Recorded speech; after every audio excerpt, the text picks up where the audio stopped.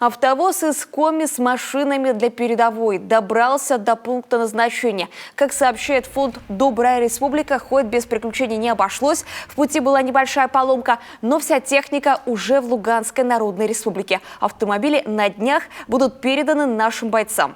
Напомним, всего на фронт было отправлено 4 машины – надежные УАЗы и Нива. Их при поддержке Владимира Уйба и всех неравнодушных жителей нашей республики закупил фонд «Добрая республика». После чего в автохозяйстве администрации главы Коми их основательно отремонтировали. Машины в этот раз необычные, машины подготовленные для бездорожья. Сейчас это очень нужно, поскольку там в местах СВО начинается распутиться, и мы думаем, что такие машины как раз будут очень кстати. УАЗы и Нива-пикап. Именно такая техника сейчас необходима бойцам. А еще утеплители для блиндажей. Их вместе с машинами также доставил автовоз.